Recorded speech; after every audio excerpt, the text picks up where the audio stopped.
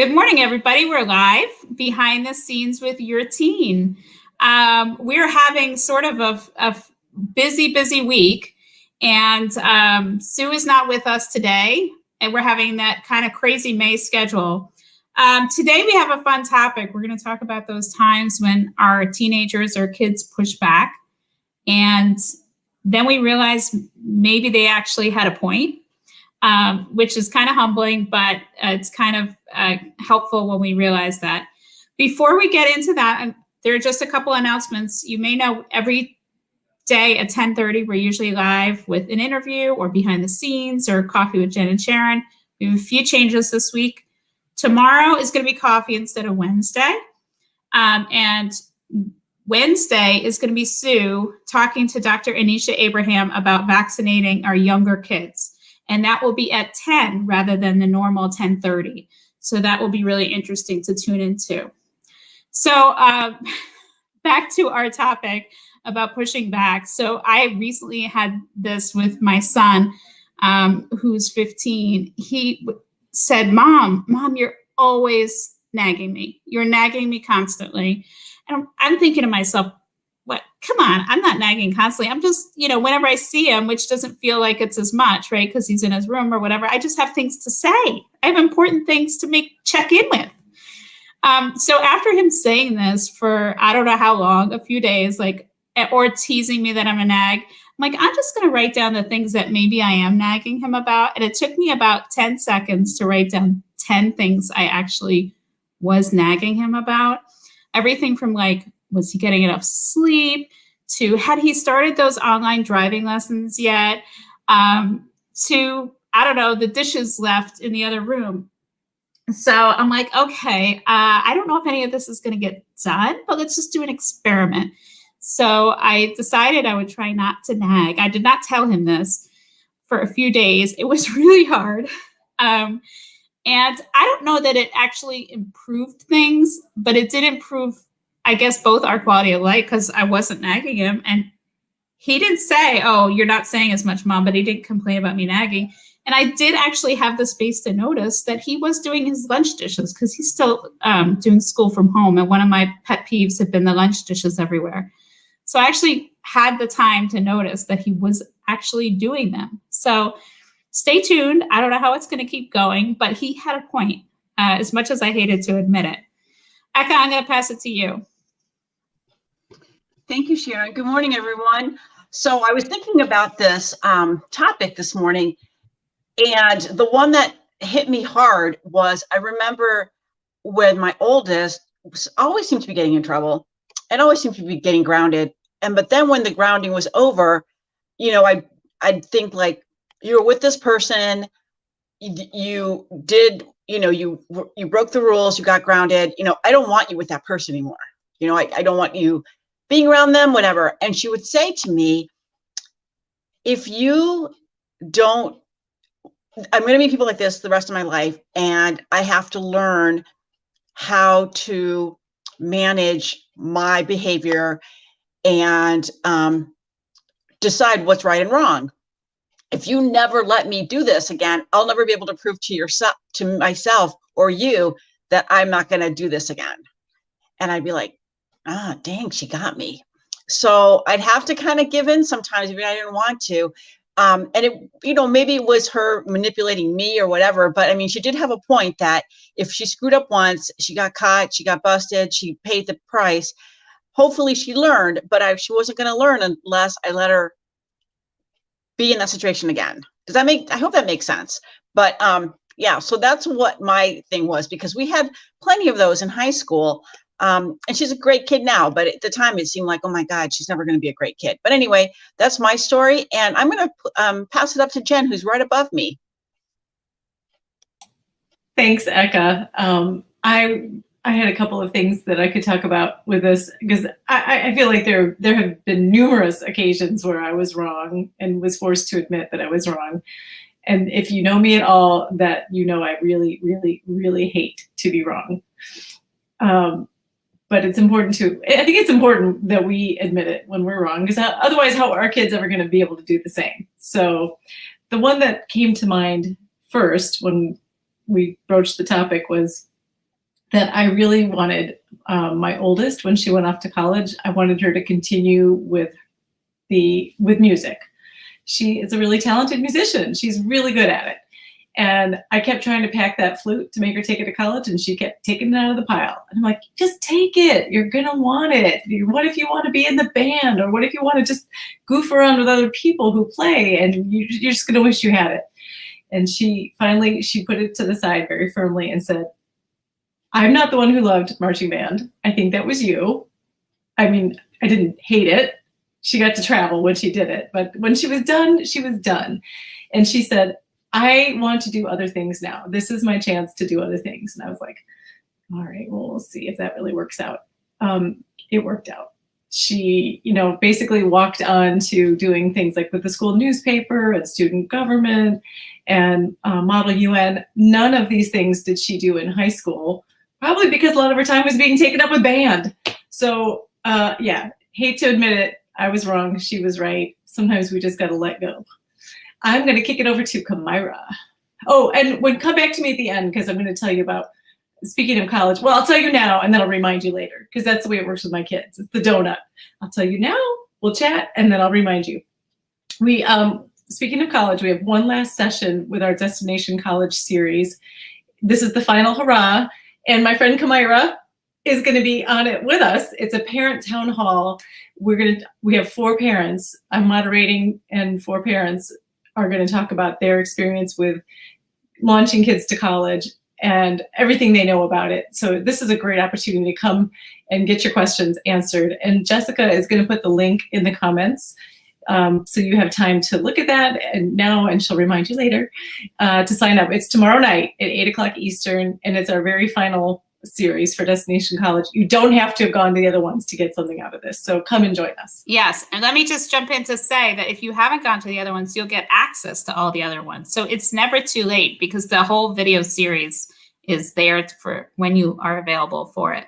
All right. I'll butt out again. I will just say this: the link that I put in is just for the bonus sessions, though. If you want the full college series, that is a different link. I don't know if we want me to.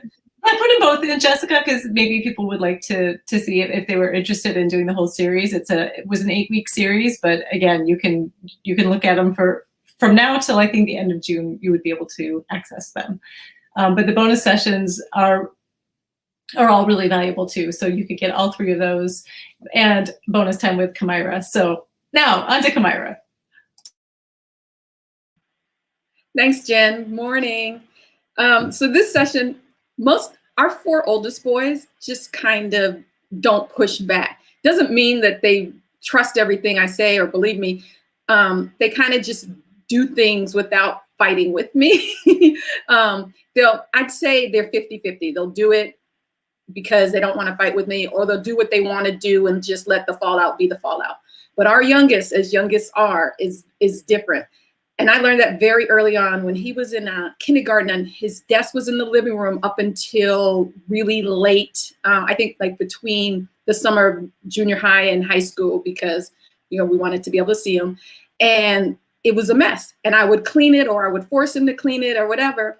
And I remember he came home one day, and I had cleaned his desk. And before I could even say anything to him, he and his little 5-year-old self went up to his desk, and he was like, "What is this? It's not right. No, my pencil must be here so I can do this, and my this and that." And he had his own little organizational style, and I was interrupting it. So I learned that I had to let him be, that to ask him if he knew what he was doing. And recently he's done the same thing. He's been pushing back about attending church. And we all go to church together as a family.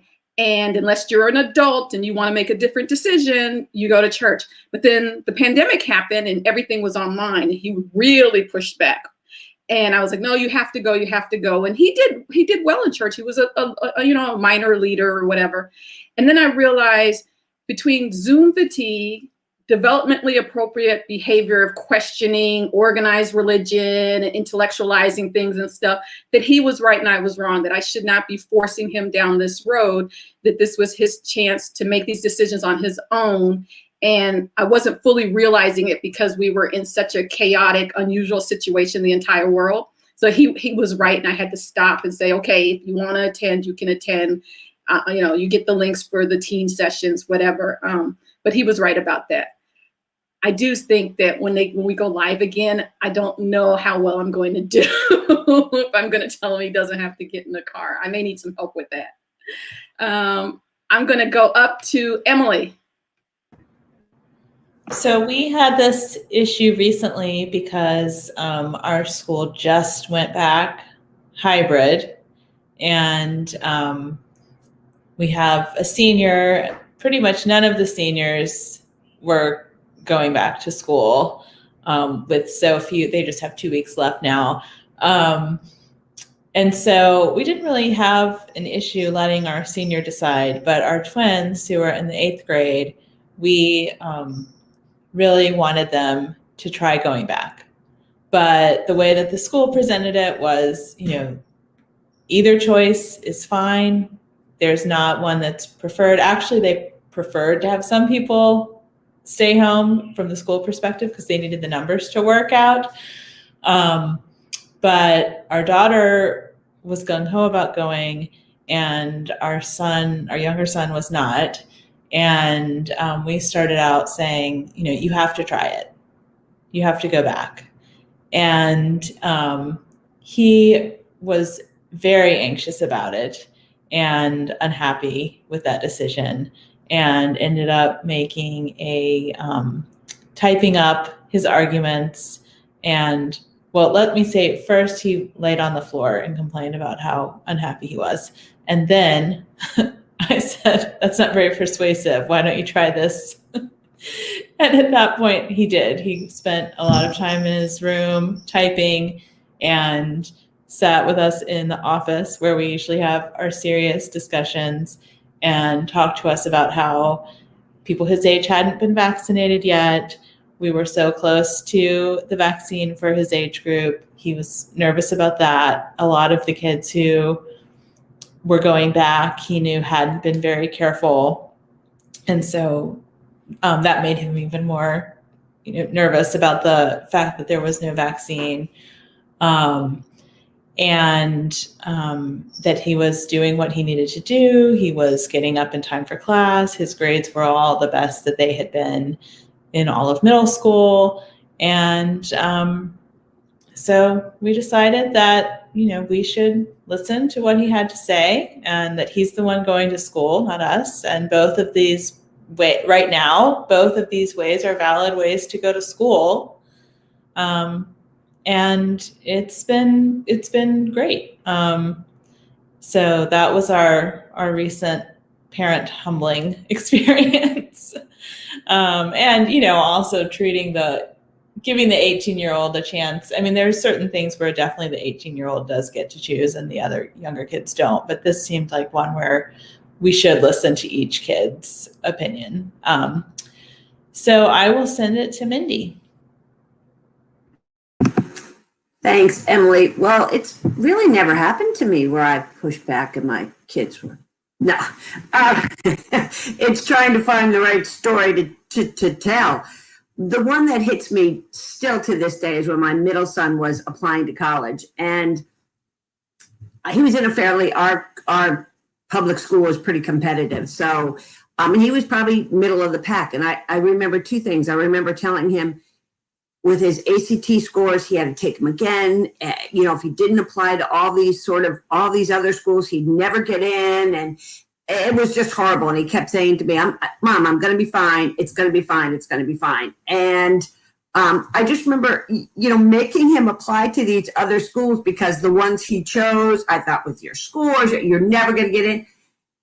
Lo and behold, he was right, and to this, I remember texting him his freshman year and saying, oh my gosh, through an article on your teen, I realized what the national average ACT score was. And, and I thought he was way below that because of our school. And I remember texting him and saying, I am so sorry that I put you through what I put you through. And he just texted back and said, I know, Mom, it's okay, but I knew. So perfect example, I think, of where I should have let my son, totally should have let him go. He knew so much more about it than I did. And yeah, many years later, it's still, when I think about it, I get a little pit in my stomach. So it happens. Anyway, that's my story. Jessica, are you going, or am I throwing it back to Sharon? I mean, I can go. I don't have like a great, I don't have a great story. As you know, my children push back all the time. No, I mean, again, as the most recent teenager here, and a recent, adult living by her, well, not by herself, but I have a roommate, but I have my own room, and that I don't need to clean it anymore. Haha. So I have learned that, my parents were always like, you need to get organized. You need to like learn to like, move your laundry at a certain time. And you know what? They were wrong. I have learned to kind of do it on my own when it needs to be, but like, I don't know. It doesn't seem to need to be as often as they seemed to think I was going to need it. Nobody goes in my room. I have my own space. I have my own very organized piles of items that I know where everything is. Like I'm doing fine. And I think I'm the last person, so I'll just pass it back to Sharon. I just want to say that I think you're gonna close us out, Jen. So you take it from here. Oh, okay. All right. Well, I was going to say that it sounds like Jessica's using the same method that some people in my house use. We call it the pilot method. I pile it over here and I pile it over there. And don't mess with my piles because I know what's in my piles, by the way. And I'm one of those people who likes to have piles of piles. So yes, I was nodding along and relating to each and every one of these. I was so impressed. We covered a lot of different topics within this one topic. So it was a little quiet from our audience today. Usually we have a few people chiming in to say, yes, me too. If you were feeling shy, please come forward and share your story so that we are not the only parents out there who were wrong and had to live to tell the day. So, and just one last reminder too, that we're doing the town hall tomorrow night at 8 p.m. Oh, we have a comment we can share here. Thank you, Lori. We can always count on Lori. She's the best. Lori says, my son has refused for me to email his teachers. Sorry, it went off the screen. The entire year when it has to do with schoolwork. I hate it, but I'm acknowledging his wishes as he's a senior and needs to learn this on his own, but I still hate it. Mostly it's worked out, but 3 teachers I did have to phone call about their error and that worked. Yeah, so like, attendance when they were wrong. Yeah, I know that always used to bug me too, Lori. I would say, look, I know you turned in that work and you know you turned in that work, but your teacher thinks you didn't turn in that work. So can you just tell them you turned in that work? Yeah. And they're like, oh, it was only 2 points. Like, yeah, but it was like 6 of these things that were 2 points. So can you just do it? And sometimes I would overstep and be that one to say, I'll just send them a little note. Don't do it. It leads to ruin. Just let them wallow in their lack of homework. That's my 2 cents. So if you want more great advice like that, Kamira and I are dishing it up tomorrow night at 8 p.m. Eastern. We're going to talk to you about things like Kamira has kids who have gone to HBCU, historically Black college and universities. And she's got one who transferred from a PWI, predominantly white institution, back to an HBCU. And now she has one more kid to launch. And right. And what will happen? He's applying both places. So also we're going to talk about things like how do you strategically apply so you might get merit aid, because perhaps there are schools your kids would like to go to that are a little out of reach financially. What can you do, even if they have really stellar grades, to really cash in on that, to use a poor choice of words probably. And also sports, like how we have parents who are going to talk about sports in college. What is it like if you have a kid who wants to participate at a high level in sports in college? What are the chances of getting a scholarship, or how can you use that to make sure they can continue to play? How do you strategically apply? Many other topics we're going to cover. So we'd love to have you come join us. And as always, like Sharon said, we have other things going on every day this week, mostly at 10:30 in the morning, but Wednesday it's at 10 about getting kids vaccinated who want to be, who are like 16 and up. Is that what it is? We're gonna talk about the 12 to 15s 12 with Dr. Anisha Abraham on Wednesday at 10. And tomorrow is going to be discussing at coffee with Sharon and Jody tomorrow. We're going to talk about May and how wild and crazy and busy and wonderful and awful it is. So I think we have a lot of that. You can see how mixed up things are this week for us too. And we know that that's true for a lot of you guys as well. So have a good week, everybody, and we'll see you behind the scenes next week.